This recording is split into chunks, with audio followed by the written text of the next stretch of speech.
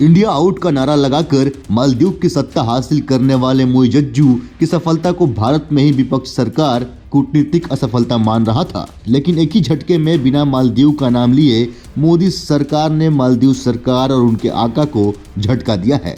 उससे मालदीव को उबरने में काफी समय लगेगा।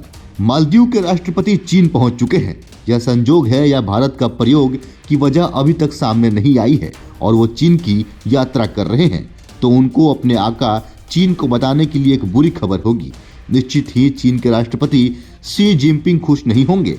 मोहम्मद मुइज़्ज़ू जब चीन के अधिकारियों को बता रहे होंगे कि वो अपने देश के 3 मंत्रियों को भारत के पीएम के खिलाफ बयानबाजी करने के चलते सस्पेंड करके आ रहे हैं। दरअसल इंडिया आउट का नारा लगाकर मालदीव की सत्ता हासिल करने वाले मुइज़्ज़ू की सफलता को भारत में ही विपक्ष सरकार कूटनीतिक असफलता मान रहा था। लेकिन एक ही झटके में बिना मालदीव का नाम लिए मोदी सरकार ने मोहम्मद मुइज़्ज़ू और उनके आका को जो झटका दिया है, उससे मालदीव को उबरने में काफी समय लगेगा। मोहम्मद मुइज़्ज़ू राष्ट्रपति बनने के बाद पहली बार चीन के औपचारिक दौरे पर हैं। चीनी राष्ट्रपति के न्योते पर मुइज़्ज़ू अपनी सरकार के शीर्ष प्रतिनिधिमंडल के साथ चीन पहुंचे हैं। मुइज़्ज़ू अभी हाल ही में चुनाव जीतकर राष्ट्रपति बने हैं। मालदीव का कोई भी राष्ट्रपति चुनाव जीतने के बाद पहले भारत आता रहा है, पर मुइज़्ज़ू भारत को पसंद नहीं करते हैं। शायद यही कारण है कि राष्ट्रपति बनने के बाद सबसे पहले उन्होंने 27 नवंबर को तुर्की का दौरा किया। यही कारण है कि लक्षद्वीप के मुद्दे पर मुइज़्ज़ू के मंत्री भारत के खिलाफ बहुत जल्द उछलने लगे। हालांकि उतनी ही जल्द उन्हें अपनी औकात पता चल गई। भारतीय पीएम नरेंद्र मोदी के खिलाफ सोशल मीडिया पर आपत्तिजनक टिप्पणियां करने के चलते न केवल उन्हें अपना ट्वीट डिलीट करना पड़ा, बल्कि मालदीव सरकार ने तुरंत डैमेज कंट्रोल करने के लिए उन्हें सस्पेंड कर दिया है। यह सब कैसे हुआ? आखिरकार भारत के खिलाफ जहर उगलने वाली सरकार तुरंत बैकफुट पर क्यों और कैसे आ गई? आइए समझते हैं। चीन भारत को नीचा दिखाने और सामरिक रूप से घेरने का कोई मौका नहीं छोड़ता है। माना जा रहा है कि चीन समर्थक मुइज़्ज़ू को राष्ट्रपति बनवाकर चीन बुनियादी ढांचे के विकास और व्यापार के लिए दबाव बना सकेगा। यह सब भारत के रहते हुए संभव नहीं हो सकता है। मालदीव में भारत के 70 से 75 सैनिक मौजूद हैं। यहाँ पर मौजूद सैनिक रडार और सर्विलांस एयरक्राफ्ट को ऑपरेट करते हैं। इस छोटी टुकड़ी के भरोसे भारत मालदीव पर कब्जा नहीं कर सकता। यह सैनिक टुकड़ी मालदीव के हित के लिए ही काम करती है। मुइज़्ज़ू खुद इस बात को भली भांति जानते हैं। हालांकि श्रीलंका में हम्बनटोटा बंदरगाह कंट्रोल करने के लिए चीन ने ऐसा ही किया था। चीन के झांसे में आकर श्रीलंका के नेता भी भारत के साथ मुइज़्ज़ू जैसा सलूक कर रहे थे, पर जब चीन की हकीकत उन्हें पता चली तो पूरा श्रीलंका भारत की ओर देख रहा था।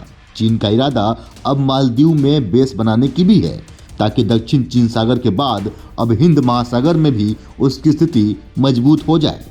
मुइज़्ज़ू लगातार भारत को चिढ़ाने वाले चीन की शव पर ऐसा ही कर रहे हैं। COP 28 में पीएम नरेंद्र मोदी के साथ अपनी बैठक के बाद मुइज़्ज़ू ने कहा कि भारत अपने सैनिकों को वापस लेने पर सहमत हो गया है। इन सब के बीच 2019 में भारत के साथ हुआ हाइड्रोग्राफिक सर्वे से निकलने की घोषणा मालदीव ने करके भारत विरोधी अपने इरादे स्पष्ट कर दिया था। यह सभी जानते हैं कि लक्षद्वीप की जनसंख्या में 97% मुस्लिम वोटर्स हैं और बीजेपी के लिए अभी मुस्लिम वोटर्स के बीच अपनी जगह बनाने में काफ़ी मशक्कत करनी है। सीधा मतलब है कि बीजेपी का लक्षद्वीप से कोई चुनावी स्टैक नहीं था, फिर भी पीएम मोदी ने यात्रा की। मोदी की ये स्टाइल है, उनके हर कदम में एक संदेश छिपा होता है। उन्होंने अपनी यात्रा के बाद जिस तरह का फोटो शूट करवाया और भारतीय जनता से लक्षद्वीप घूमने की अपील की, वो शायद उनकी एक कूटनीतिक चाल ही रही होगी। हालांकि पूरी यात्रा के दौरान या बाद में भी उन्होंने कहीं भी मालदीव के नाम का जिक्र नहीं किया था, पर जो संदेश देना था उन्होंने दे दिया। तीर निशाने पर बैठा। मेक माई ट्रिप के आंकड़े के अनुसार लक्षद्वीप के सर्च में 3400% की वृद्धि दर्ज की गई।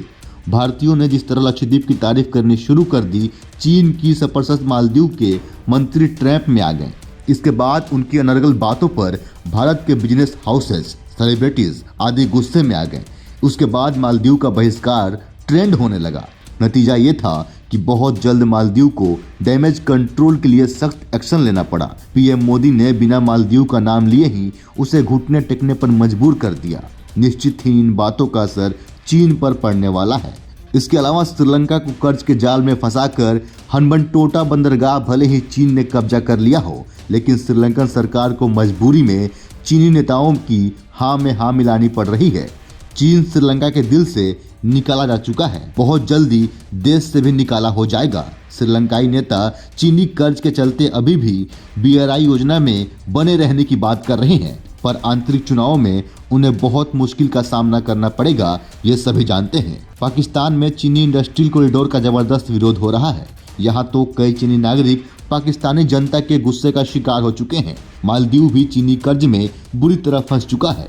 मालदीव में मुइज़्ज़ू के विरोधियों का खुलकर भारत में समर्थन में आना बताता है कि इस छोटे से देश में मुइज़्ज़ू भले ही चुनाव जीत गए हों, पर जनता उनके चीन पर सख्ती से खुश नहीं है।